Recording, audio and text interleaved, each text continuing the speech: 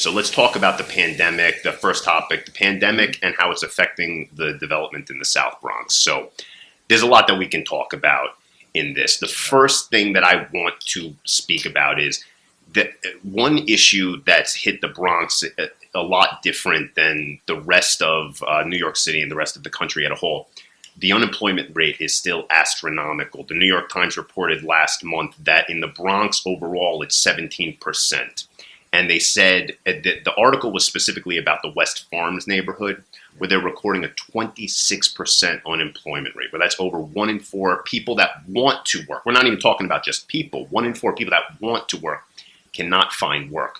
So what can we do to get jobs back to the Bronx? What can we do? Obviously, we're still going through this pandemic, so nothing's going to happen right away. But what do you think we can do to really bring back those jobs to the Bronx? Yeah. So I mean, I'm putting on my policymaker hat. As you know, I do a lot of work with city government too.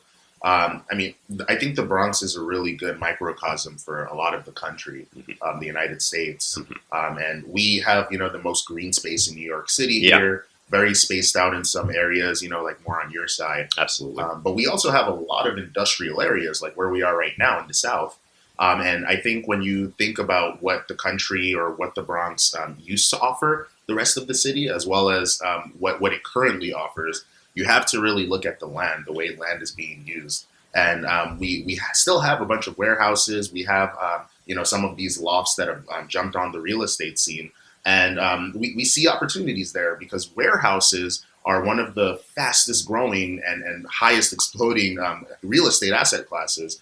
And that's because of all the factors before COVID with shipping, logistics, needing more space for all the data we're processing. Absolutely. So industrials are really big, and finding a way to get people working in those assets that are already growing, that's going to be really crucial. Also, people who construct, people who build things, a lot of housing on the scene.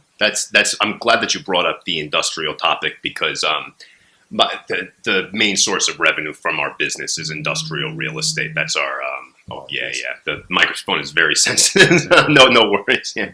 What's it called?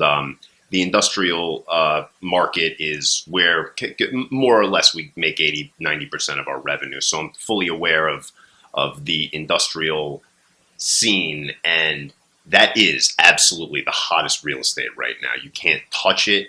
And the pandemic has really led to the increase in value. So just to talk numbers with you, I was doing deals. I do business in Hunts Point a lot of industrial warehousing, distribution, this, that, and the other thing. And before the pandemic, I was doing deals in Hunts Point at $18 a square foot. I did a deal in July to a food distribution business at $21.60 a square foot. These are leases. And I did another one in Hunts Point, close to $19. The prices never went down. You see the retail sales and the retail rentals and the office is crazy. And some of the deals that you can get in apartments right now are crazy. But the industrial never went down. It actually kind of went up in value. And I don't want to point out big corporations like Amazon. I feel like when you point we on our last talk, we talked about Amazon and how they're kind of all over the place and whatnot. A lot of these businesses that are paying these prices, the prices are kind of driven up because of large corporations and their ability to pay these high numbers. So now you're seeing groups like Blackstone jump into the game. They bought a building in Port Morris last week.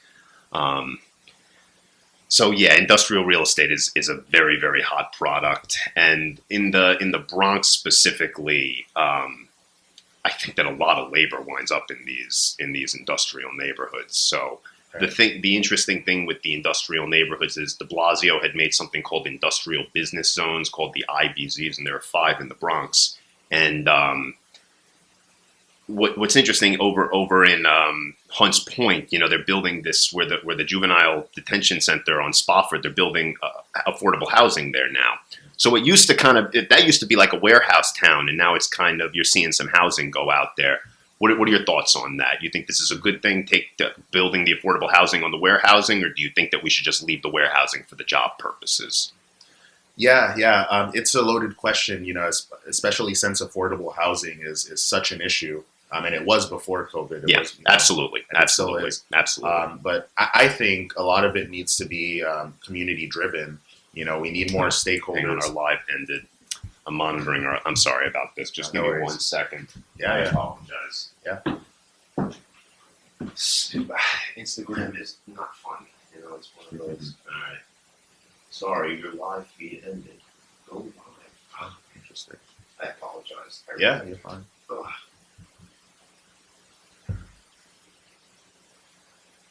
All right, we're back live. All right, good. Cool. Jesus, it was just real. Yeah. Okay, I apologize. We're back. Yeah, you're good. Apologize, everyone. We're back on. All right, great. Okay, I'm sorry for interrupting. What are your thoughts on? Do you think how can we? What is better, affordable housing right now, or bring back business for jobs? I guess was my question. That was one of the questions I was asking. Yeah, I mean, we should always have a balanced discussion, and community should be leading that conversation. Because Hunts Point is very interesting, where it's almost completely industrial. Did you drop them? I really do apologize. I'm like, what is going on here? Yeah, maybe the service. Yeah, no, it says that it's on. It's so weird. It's like, nope, I guess it's on right now. All right, I don't know what's going on. My phone is like half time it's working, half the time it's not working. Yeah, no worries. Yep, all right, we're good. Oh yeah. Sorry. Once again, please continue. Yeah. So I mean, in Hunts Point, and in other areas that are that have gone through changes, whether it's a rezoning or big party like a corporation purchasing space there, you have a really heated conversation at times because someone who's outside of the neighborhood can't really determine or shouldn't determine which way that balance is skewed toward. And when you think of people who have been in the neighborhood for a while, who maybe are worrying about both, where are they going to get their income from? Yeah. Where are they going to be spending their night? I'm still listening. I just need to adjust the camera. Yeah. 1 second, I do apologize. Yeah. All right. So when you have people worrying about those two things, yeah, it's really tricky to tell people which they should have access to first. But overall, the government also has like a large part to play in making sure people are stable. Absolutely. We should make 100%. sure like people are not homeless, especially in places where you already have other issues. And we also need to give people a chance or the skills to be able to have an income they can earn and feel proud of.